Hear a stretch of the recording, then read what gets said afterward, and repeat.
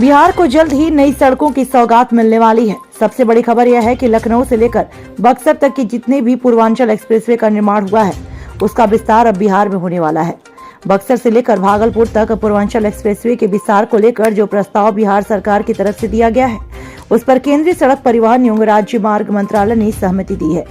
इस सहमति के बाद अब इस सड़क के लिए फिजिबिलिटी रिपोर्ट तैयार की जाएगी। पथ निर्माण मंत्री नितिन नवीन ने बिहार की सड़क योजनाओं को लेकर केंद्रीय सड़क परिवहन एवं राज्य मार्ग मंत्रालय के सचिव से मुलाकात की थी।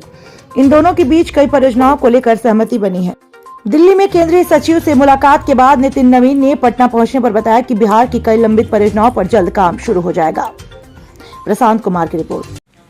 कल एक दिन के विशेष मीटिंग में हम दिल्ली गए थे और वहाँ के सड़क परिवहन राज्य मंत्रालय विभाग के सचिव गिरधर अरमानी जी के साथ मीटिंग हुई और कुछ महत्वपूर्ण निर्णय हुए हैं जो बिहार के लिए एक बड़ी सौगात है। उसी की जानकारी देने के लिए आपको आज विशेष रूप से बुलाए हैं। क्योंकि आज कार्यालय बंद था तो हम सोचे कि आपको सभी को यहीं पर हम पूरी जानकारी उपलब्ध करा दें। काफ़ी लंबे समय से कुछ योजनाएं जो निविदा के लिए रुकी हुई थी, करीब 12,000 करोड़ की लागत से ये सारी योजनाएं 30/6 तक, जून महीने तक इन सभी 12,000 करोड़ की योजनाओं की निविदा होगी।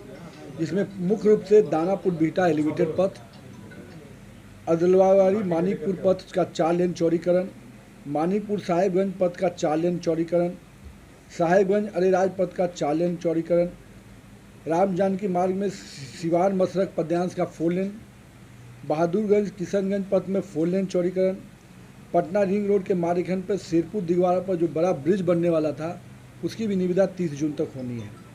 चोरमा बैगनिया 2 लेन और सहरसा उमगांव 2 लेन।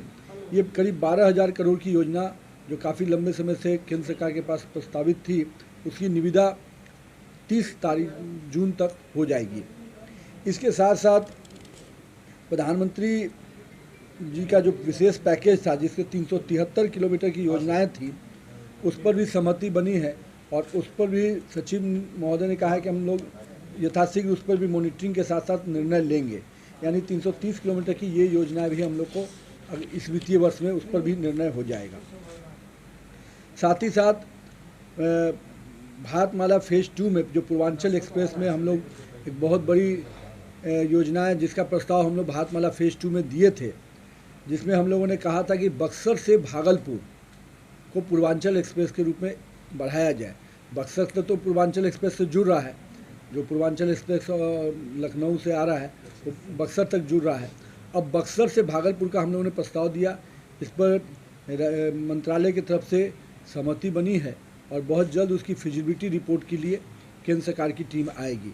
तो यानी बक्सर भागलपुर अपने आप में हम कह सकते हैं कि दिल्ली से भागलपुर की पूरी कनेक्टिविटी और पूर्वांचल एक्सप्रेस का एक्सटेंशन हम लोग को मिलेगा। तो इस ओर भी बहुत ही सकारात्मक निर्णय हुआ है और अब इसके दृष्टि से बहुत ही जल्द एक टीम आकर इसका रिपोर्ट तैयार करेगी। साथ ही साथ जो गोरखपुर सिलीगुड़ी एक्सप्रेसवे है, जो जिसमें बिहार के जिम्मे करीब 417 किलोमीटर थे, उसमें भी इस बात पर सहमति बनी है कि जो हमारे बड़े शहर हैं उनको स्पर से और उनके बगल से पैरेलल रोड से हम लोग जोड़ेंगे ताकि एक्सेस कंट्रोल भी उसमें रहे और जहां भी मेजर सिटी या डेस्टिनेशन हैं उसको स्पर के माध्यम से जोड़ा जा सके। तो यानी जो 417 किलोमीटर का हम लोग का पैच था गोरखपुर सिलीगुड़ी एक्सप्रेस का, उसमें जो मेजर शहर गुजरेंगे उनको भी कनेक्टिविटी देने के लिए केंद्र सरकार ने सहमति दे दिया है।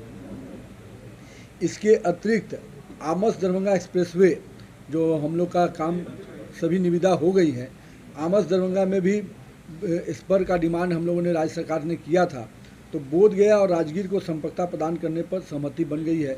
यानी अब आमस दरभंगा डायरेक्ट से बोधगया भी जुड़ेगा और राजगीर भी जुड़ जाएगा।